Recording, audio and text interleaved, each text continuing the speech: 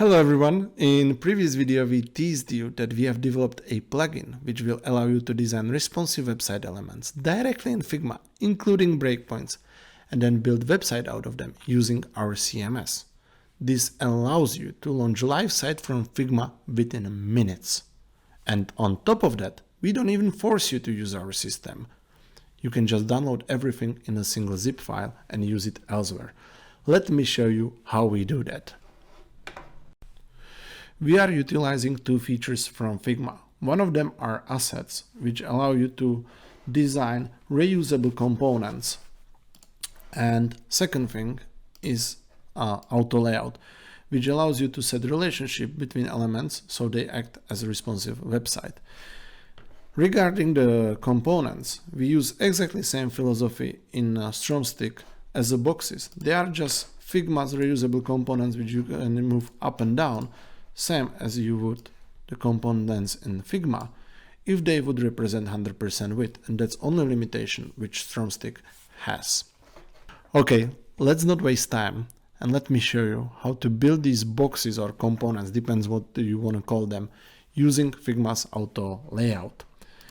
I have prepared here 4 examples of components: banner, article, headline and paragraph. 2 of them are quite simple, 2 of them are a little bit more complex, and I will be building them from the scratch so you can understand exactly how to recreate them. Let's start with the gallery banner. First, I will create a frame and I will name it banner. Second, I will switch it to auto layout. I will do that by pressing Shift A or by pressing plus button here. Shift A, and you can see it opens up auto layout button, which allows you to set direction of the elements, space between them, margins or paddings, alignment, or some of the advanced options. Second thing I need to do is to set maximum width. This time it will be 14400, and it is very important because when you import the box, the maximum width will be used as a maximum desktop width. As a result, if someone has a larger screen, the website will be centered using the maximum width. In this case, I also want to set maximum fixed height because this is a banner. And if somebody would like to put a larger text, I don't want to screw up overall look, and I want to let the text overflow. Also, person building the content will realize this is not the right content to put in. So now I need to add the right background color, and I can start adding the text. And now I need to make it live in the side of the auto layout. First, as you can see, the text has been picked up as the name of the layer. This is not good because we will be building CSS out of this. We will also be using some of these layer names as the names of variables.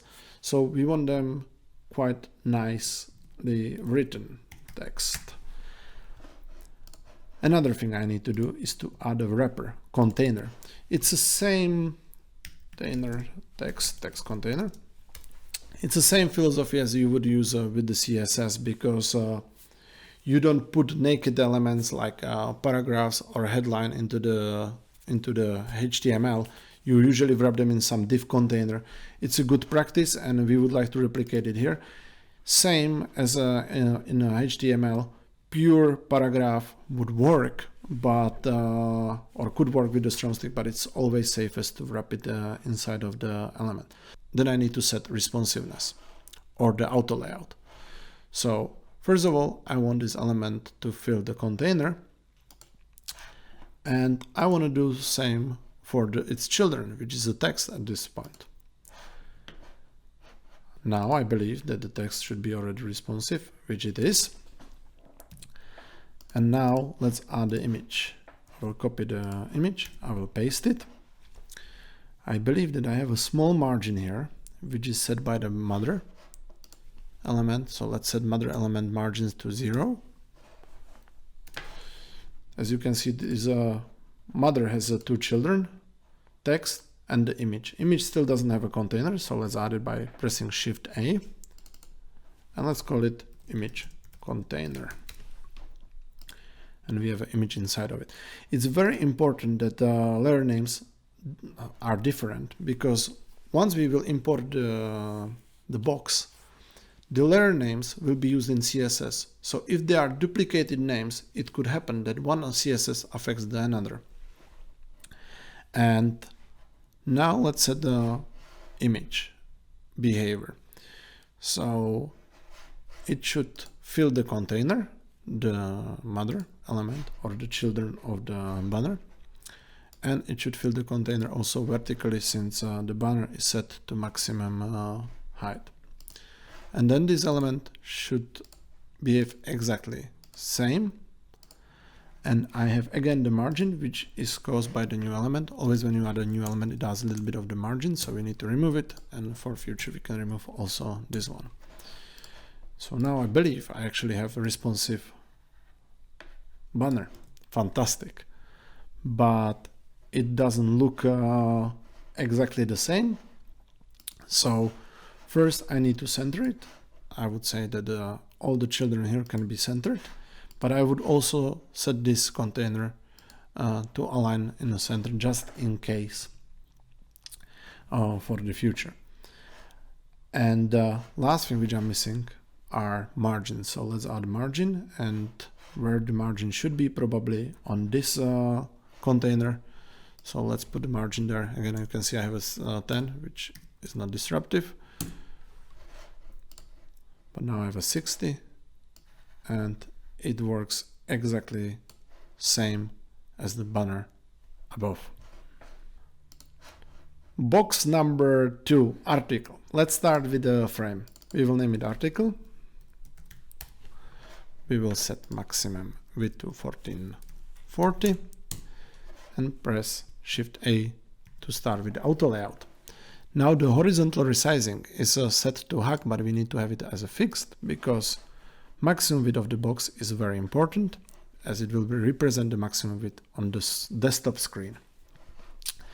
Now let's add the headline and text. I will copy it from here, use the text tool and press it. As you can see, auto layout has decided that these two elements should be next to each other, but we need to put them below. So I will just choose the horizontal layout, and let's start with the proper naming first. This will be headline, or we could even call it as a H2, and this will be paragraph. Let's wrap them in a container. And text, and let's set proper behavior within auto layout. So this should fill the container, and it should actually hug it, because we want the text to grow, or we want a container to grow with the text. We have to do exactly the same for the other ones. So this should be fill and hug, and paragraph should be also fill and hug. Wow, it's responsive now, I guess. Yes, it is. Let's add the image. I will again copy image from here. Now the image ended up somewhere below this article. So let's first wrap the image into the Shift A into the container, and let's say fill the container and fill the container.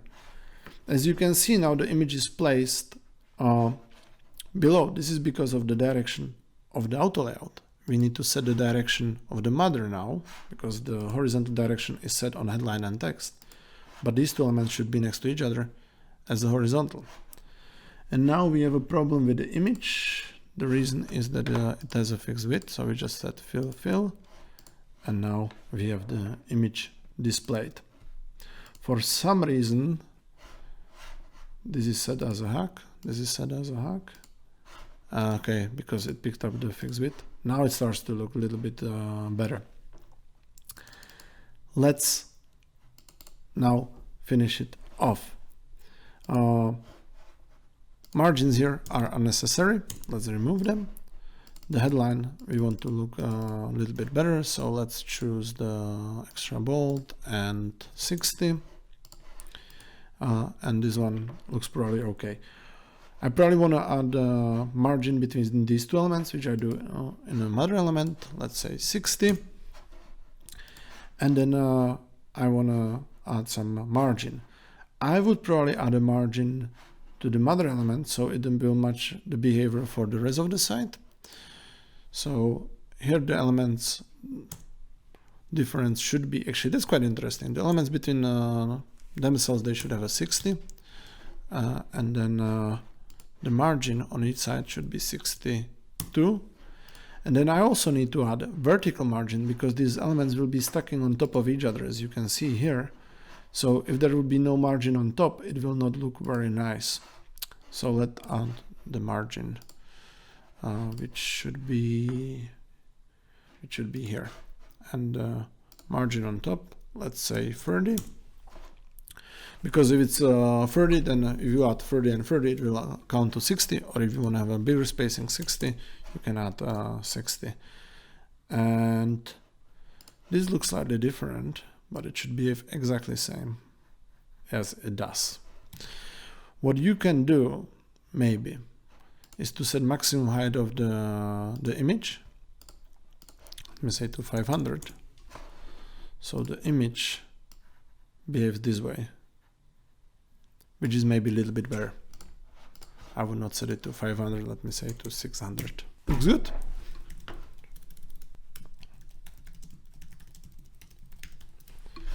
Much better. And now I have only 2 boxes left. And let's continue with the headline. It should be very simple. First I create a frame. I name it headline.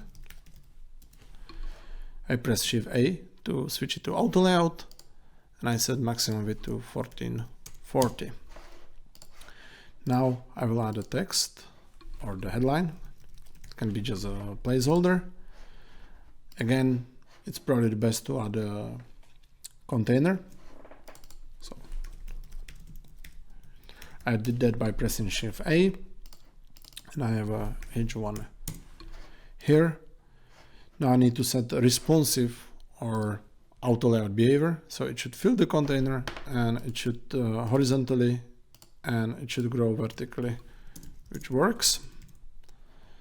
And this one needs to also fill the container. Now only margins are left. The distance between elements can be 0.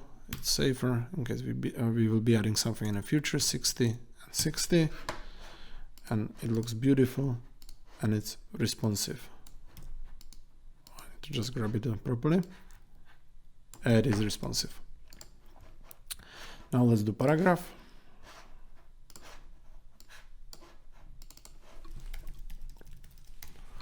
Let's press Shift A, fixed 1440. Let's copy this text, paste, and again, let's add a wrapper, Shift A, article, or let's call this paragraph, and let's set it to fill the container and hack, and this one should be set to fill. Now it works perfectly. I just need to add the margins, so the margin here should be 60. Maybe from top it shouldn't be so far as the headline, so let's put the 30, and let's set this to the 0, and it should be again responsive. Wonderful. So we have all 4 elements ready. Sorry, boxes. It's time to import what we have created. So I have 4 boxes here: banner, article, headline, and paragraph.